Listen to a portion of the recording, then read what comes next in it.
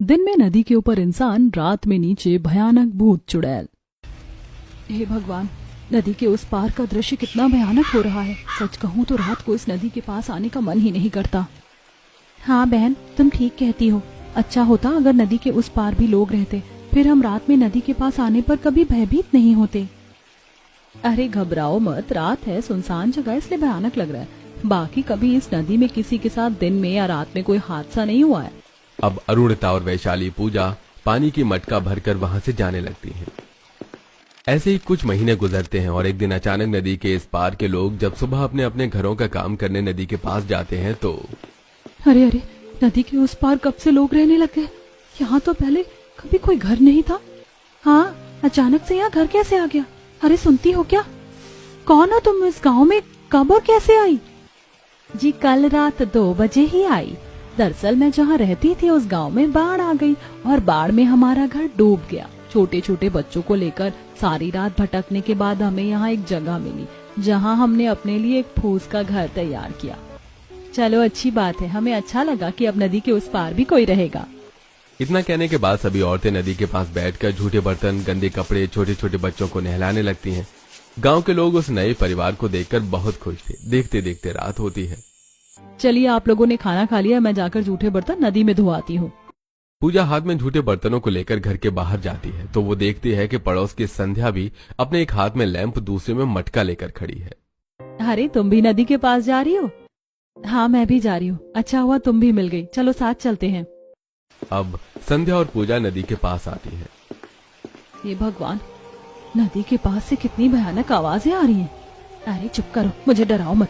चलो फटाफट तुम बर्तन धो लो और मैं भी मटके में पानी भर लेती हूँ। अब पूजा नदी के पास बैठकर अपने झूठे बर्तन धोने लगती है।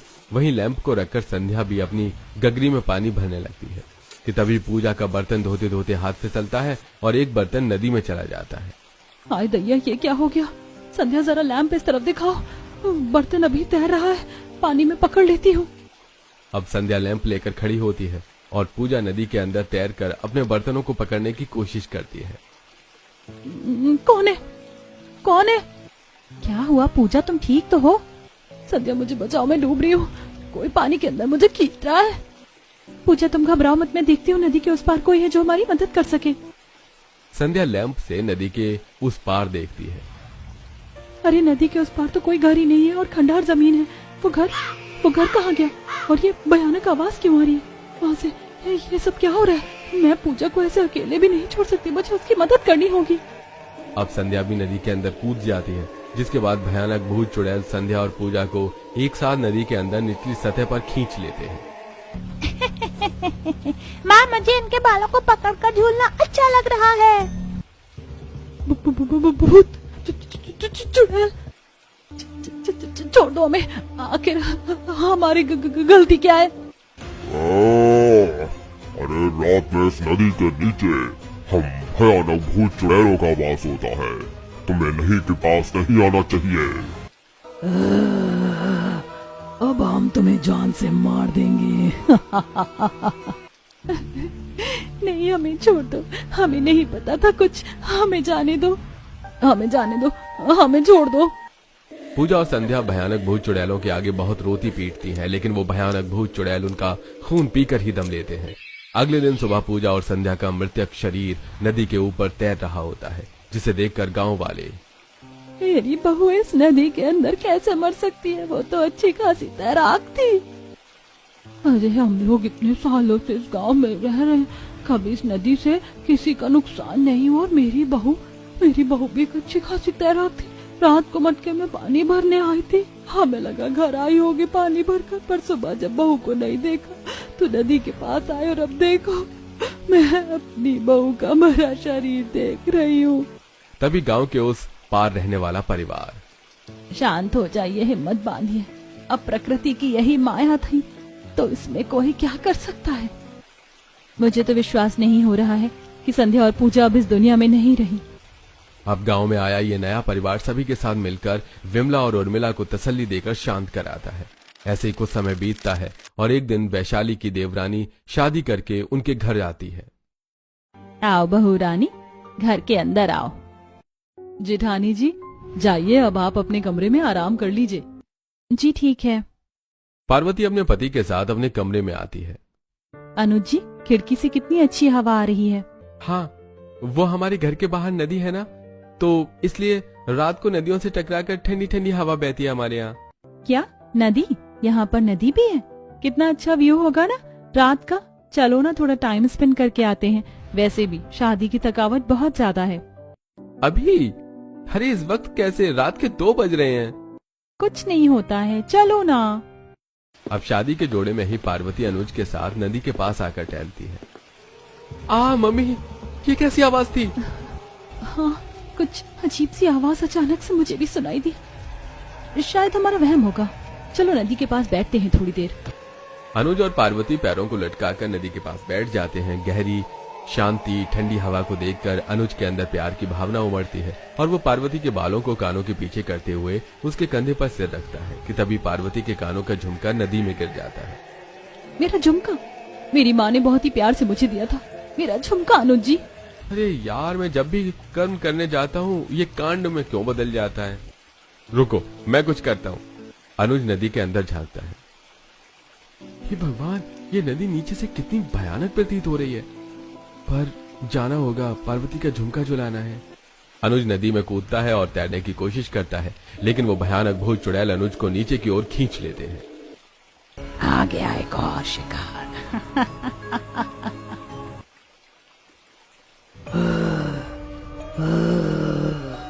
आवाज तो नदी की ऊपरी सतह से दोनों जनों की आ रही थी, फिर तू अकेला कैसे आया?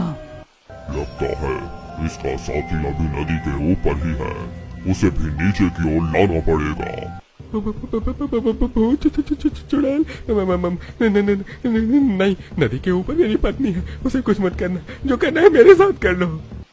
ओ गॉड, अब तक अनुज जी नहीं आए। ऊपर से इस नदी के आसपास से कितनी भयानक आवाजें आ रही। एक काम करती हूँ, मैं जाकर देखती हूँ, अकेले परेशान हो रहे होंगे वो। पार्वती बिना कुछ सोचे नदी के अंदर जाती है और नदी के नीचे का भयानक दृश्य देखकर पार्वती थर थर कांपने लगती है। नदी के नीचे भयानक भूत चुड़ैल होते हैं जो उसके पति के शरीर का खून पी रही थी और अब वो पार्वती के नजदीक आ रहे होते हैं। आ गई तो हम तेरा ही इंतजार कर रहे थे। मेरे पति अनुज जी, आपने मेरे पति के साथ ऐसा क्यों किया? जो हश्र तेरे पति का हुआ है वही हश्र तेरा भी होगा। बहुत रोना आ रहा है ना अपने पति की ऐसी हालत देखकर। रुक, हम तुझे भी तेरे पति के पास ही पहुंचा देते हैं। एक एक को मार डालेंगे, कोई नहीं बचेगा। नहीं, मुझे छोड़ दीजिए, मुझे मत मारिए। मैंने आप लोगों का क्या बिगाड़ा है? पार्वती नदी के नीचे भयानक भूत चुड़ैलों के आगे बहुत रोती बिलखती है, लेकिन वो भयानक भूत चुड़ैल मिलकर पार्वती का खून पी जाते हैं। अगले दिन सुबह पार्वती और अनुज का अमृतक शरीर नदी के ऊपर तैर रहा होता है। देवर जी, वो मेरी देवरानी जी, ये सब कैसे हो सकता है? नहीं, ये सच नहीं है। यही सच है बहू, यही सच है। मेरा बेटा मेरी बहू इस दुनिया को छोड़कर चले गए। आखिर ये सब कौन कर रहा है हमारे गांव में? आज से पहले तो कभी नहीं हुआ ये सब, और अब हर हफ्ते एक नया मरा शरीर नदी के ऊपर तैरता मिलता है। इसका मतलब ये सारी घटनाएं रात में हो रही हैं। मुझे लगता है हमें गांव में पुलिस बुलाना चाहिए, तभी तो पता चलेगा कि ये मौत क्यों हो रही है और कैसे हो रही है। अब कुछ ही देर में गांव में पुलिस आ जाती है और हर एक घर की तलाशी लेती है। फिर नदी के अंदर भी देखा जाता है, लेकिन नदी चांदी की तरह चमचमा रही थी और चारों तरफ जीव जंतु के सिवाय कुछ नहीं होता। माफ करिएगा, पर गांव में और इस नदी में कोई भी ऐसे सुराग नहीं मिले हैं जिससे पता चले कि ये हत्याएं क्यों और कैसे हुई हैं। पुलिस की बातें सुनकर गांव के लोग सब्र का बांध बांध लेते हैं। ऐसे कुछ हफ्ते फिर गुजरते हैं और एक दिन गांव का पवन रात में नदी के पास आता है। आखिर क्या माजरा है इस नदी का? अच्छा, नदी के उस पार भी तो लोग रहते हैं, क्या उनको भी कभी पता नहीं चलता कि ये मौत क्यों हो रही है? एक बार देखता हूँ नदी के उस पार के लोग क्या कर रहे हैं। पवन टॉर्च जलाकर नदी के उस पार देखता है। अरे, गांव के उस पार तो एकदम सुनसान खाली पड़ा है, पर वहां तो एक घर और उस घर में परिवार रहने आए थे ना, वो लोग कहाँ हैं? अगले दिन सुबह पवन जब ये बातें गांव वालों से बताता है तो गांव वाले उसके ऊपर हंसकर अरे पवन भाई, तुमने कल रात ज्यादा पी ली थी क्या? वो देखो, वो तो रहा घर, परिवार, सब तो है नदी के उस पार। अरे क्या हुआ शेखर भाई, आप ऐसे क्यों हंस रहे हैं पवन जी के ऊपर? अरे कुछ नहीं किशोर भाई, ये पवन कहता है कल रात यहाँ पर कोई घर ही नहीं था और ये जगह एक भयानक दृश्य जैसी प्रतीत हो रही थी। अरे मेरा यकीन करो, मैं सच कह रहा हूँ। अरे भैया जी, ऐसा कैसे हो सकता है? हम तो यहीं थे, जरूर आपसे कोई धोखा हुआ होगा। सभी लोग पवन की बातों को मजाक में उड़ा देते हैं। तभी उस रात गांव के दो जवान लड़कियां शिप्रा और दुर्गा अपना आईफोन लेकर नदी के पास जाती हैं। शिप्रा, तुझे कोई और जगह नहीं मिली वीडियो बनाने के लिए जो तू इस भयानक नदी के पास आ गई? मुझे तो बहुत अजीबो गरीबो डरावनी आवाजें आ रही है यहाँ से। अरे तू चुप कर, तू कितनी फट्टू है। बोलो मत, हम यहाँ अपना ट्रेंड पूरा करने आए हैं जो आजकल चल रहा है, नदी के अंदर डूबकर आईफोन से वीडियो बनाने का। चलो पहले मैं नदी में जाती हूँ, फिर तुम आना। अब शिप्रा फोन लेकर नदी के अंदर तैरने लगती है। ओ गॉड, कैसी भयानक आवाज आ रही है नदी के चारों ओर। शिप्रा, शिप्रा यार जल्दी करो। दूसरी तरफ शिप्रा नदी के अंदर डूबती ही जा रही थी। नदी के नीचे भयानक भूत चुड़ैल शिप्रा के पैरों पर वार कर रहे हैं, नाखून से नोच रहे हैं, बच्चे दांतों से उसके पैरों को काट रहे हैं। बचाओ, बचाओ, कौन है? कोई मेरे पैरों को जकड़ रहा है। दुर्गा, मुझे बाहर आना है। अरे क्या हुआ शिप्रा, कौन जकड़ रहा है तुम्हारे पैरों को? रुको रुको, मैं आती हूँ। अब बिना कुछ सोचे दुर्गा भी नदी के अंदर कूद जाती है और फिर वो भयानक भूत चुड़ैल दुर्गा की टांगों को भी जख्मी करने लगते हैं और धीरे धीरे नदी के नीचे खींच लेते हैं। मेरे पैर, मेरे पैर छोड़ो मम्मी। चुड़ैल, अभी तो तुम्हारे पैरों को जख्मी किया है, अब बारी तुम्हारे पूरे शरीर को जख्मी होने की है। नहीं, हमें छोड़ दो, हमें जाने दो। मम्मी दीदी के पास तो फोन है, मैं तो इसमें गेम खेलूंगी। हाँ, ले लो, पर मुझे छोड़ दो। नदी के नीचे आने वाला सदस्य कभी बचकर बाहर नहीं जाता। बहुत शौक है ना पानियों से खेलने का, आज ये शौक ही तुम्हारी सजा बनेगी। अरे देख क्या रहे हो, पी जाओ खून इन दोनों लड़कियों का और उतार दो इन्हें भी मौत के घाट। अब बिना किसी गलती के वो मासूम लड़कियां भी नदी के नीचे रहने वाले भयानक भूत चुड़ैलों का शिकार हो जाती हैं और फिर हमेशा की तरह अगली सुबह गांव वालों को शिप्रा और दुर्गा का मरा शरीर नदी में तैरता हुआ दिखता है। इस बार गांव के सदस्य आपस में बातें करते हैं। आप लोग एक चीज पर गौर कर रहे हैं, ये सारी मौत गांव के इस तरफ रहने वाले लोगों की हो रही है। नदी के उस पार भी तो लोग रहते हैं, उनके साथ कोई हादसा क्यों नहीं होता? हाँ उर्मिला, मैं तुम्हारी बातों से पूरी तरह से सहमत हूँ, पर अब इस गांव में पुलिस नहीं तांत्रिक आएंगे जो पता लगाएंगे कि ये खून कौन और क्यों कर रहा है। चुप्पी साथ लेना, फिर तो अगर किसी को खबर लगी तो रहस्य का पता नहीं लग पाएगा। मेरी नजर में एक अघोरी तांत्रिक है, मैं उसे ही लेकर आऊंगा रात को इस नदी के पास। अब उसी रात गांव का शेखर रात को तांत्रिक को लेकर नदी के पास आता है। बाबा, यही वो नदी है जिस नदी में रात में हमारे गांव के लोग अगर जाते हैं तो मौत के घाट उतर जाते हैं। चिंता मत करो, मैं अभी इस नदी के रहस्य का पता लगाता हूँ। बहुत पाप हुआ है इस नदी के प्रति, एक मासूम परिवार के साथ, और वो परिवार हर एक गांव को बर्बाद करने पर तुला हुआ है। किसका परिवार बाबा? जहाँ तक मैं देख पा रहा हूँ अपने क्रिस्टल में, वो कोई नीच जाति का परिवार था। मिट्टी के घर में खाट पर किशोर, जमीन पर बच्चे, सास बीमार पड़े हुए हैं। हे भगवान, तो मुझे ये किस जन्म के पापों का फल दे रहा है जो मेरी सास, मेरा पति, मेरे मासूम बच्चे सब एक गंभीर बीमारी छुआछूत से जूझ रहे हैं। मेरे पास तो इनका इलाज करने के लिए पैसे भी नहीं है। तभी दामिनी को तेज खांसी के साथ मुंह से खून आता है। माँ जी आप ठीक है? रुकिए, मैं अभी नदी से पानी लेकर आती हूँ। सुजाता मटका लेकर घर से बाहर निकलती है कि तभी उसके घर के बाहर गांव के कुछ लोग खड़े होकर उसके घर पर पत्थर मार रहे होते हैं। चली जाओ हमारे गांव से, तुम जैसे नीच जात के लोग हमारे गांव में पल रहे हैं, ऊपर से तुम्हारे परिवार में सबको छुआछूत की बीमारी हो गई है। देखिए ऐसा मत कीजिए, मेरे घर के हालात अभी बहुत खराब है, मुझे नदी से पानी लेने दीजिए, मैं कुछ समय बाद ही सही पर ये गांव छोड़कर चली जाऊंगी। अरे चुप कर, तो जैसी अछूत और औरत को हम अपनी नदी का पानी इस्तेमाल नहीं करने देंगे, नहीं तो हमारे साथ पूरा गांव छुआछूत की बीमारी से जूझने लगेगा। इतना कहने के बाद सभी लोग पत्थरों से सुजाता और उसके घर पर वार करने लगते हैं। सुजाता के सिर पर एक गहरी चोट आती है। मैं आप लोगों के आगे हाथ जोड़ी, आप लोग रुक जाइए, मैं जा रही हूँ यहाँ से। अब खुद जख्मी हुई सुजाता अपने बीमार परिवार को घर से निकालकर एक गांव से दूसरे गांव जाती है। माँ, मैं चल नहीं पा रही हूँ, एक घूंट पानी चाहिए, प्यास लगी है मुझे। रुक जाओ बेटी, ये दूसरा गांव है, मैं इस नदी से पानी लेती हूँ। सुजाता जैसे उस नदी से पानी लेने की कोशिश करती है कि तभी उस गांव की औरत भी सुजाता को धक्का देते हुए। अरे कौन हो तुम? तुम्हारे हालात देखकर तो लग रहा है किसी नीच जात की हो। और ये बीमार लोग कौन है? इन्हें कहीं छुआछूत की बीमारी तो नहीं?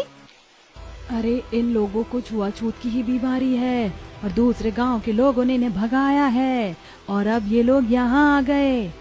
अब ये सुनकर नदी के आसपास के लोग भी नदी के पास से पत्थर उठाकर सुजाता और उसके बीमार परिवार को मारने लगते हैं। सभी के शरीर पर गहरे जख्म के निशान बन जाते हैं। मम्मी, मेरा सर। छोड़ दो हमें, हमने आप लोगों का क्या बिगाड़ा है, बस एक घूंट पानी ही तो मांगा है। अब इसी तरह सुजाता दूसरे गांव से तीसरे गांव जाती है और वहां भी उसके साथ यही होता है। लेकिन इस बार हाथापाई तीसरे गांव की इतनी ज्यादा बढ़ जाती है कि उनके साथ कि सुजाता और उसके बीमार परिवार को वहीं भूखे प्यासे अपना दम तोड़ देते हैं। बाबा, जो भी आपने हमें बताया उस हिसाब से तो उस परिवार के साथ बहुत गलत हुआ बाबा। ऐसा तो कोई दुश्मन भी किसी के साथ नहीं करता। अब पूजा समाप्त होते ही वो भयानक भूत चुड़ैल नदी की निचली सतह से ऊपर आते हैं। मैं आप लोगों का रहस्य जान चुका हूँ। आप लोगों के साथ हुए उस क्रूरता के प्रति मैं बहुत शर्मिंदा हूँ।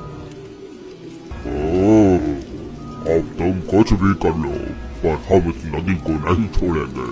एक एक करके हमने हर एक गांव को बर्बाद कर दिया है और अब ये आखिरी गांव है, इसे भी हम नहीं छोड़ेंगे। नहीं, ऐसा मत करो, ये लोग निर्दोष हैं। हाँ, हमें माफ कर दीजिए, हम आपके गुनहगार नहीं हैं। ना ही हमारे अंदर नीची जाति के प्रति दुष्ट भावना है। ये गांव के लोग सही कहते हैं। मैं जानता हूँ आप लोगों की अकाल मृत्यु हुई है, वो भी बहुत ही कष्ट के साथ। लेकिन अब मैं आप लोगों को शांति दिलाना चाहता हूँ ताकि आप अपनी दुनिया में सुकून से रह सके।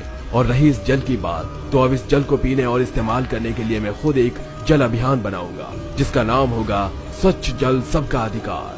ठीक है, मैं तुम पर भरोसा करके यहाँ से मुक्ति की प्राप्ति करके हमेशा के लिए जा रही हूँ। लेकिन वही क्रूरता अगर मुझे फिर इस गांव में देखने को मिली तो मैं फिर आऊंगी और सबको मौत के घाट उतार दूंगी। अब तांत्रिक सभी भूत चुड़ैलों से वादा करके उन्हें मुक्त कराता है और अगले दिन सुबह जब गांव के लोग देखते हैं कि नदी के उस पार कोई घर नहीं है तो वो समझ जाते हैं कि वो घर कोई साधारण घर नहीं बल्कि भयानक भूत चुड़ैलों का घर था। लेकिन अब वो लोग इस बात से भयभीत नहीं थे क्योंकि अब उन आत्माओं को मुक्ति मिल चुकी थी। और साथ ही अब गांव के लोगों ने तांत्रिक के कहने पर नदी के आगे एक बहुत बड़ा बोर्ड लगा दिया था, स्वच्छ जल सबका अधिकार, जिससे हर जाति के लोग उस पानी का इस्तेमाल कर पाते थे।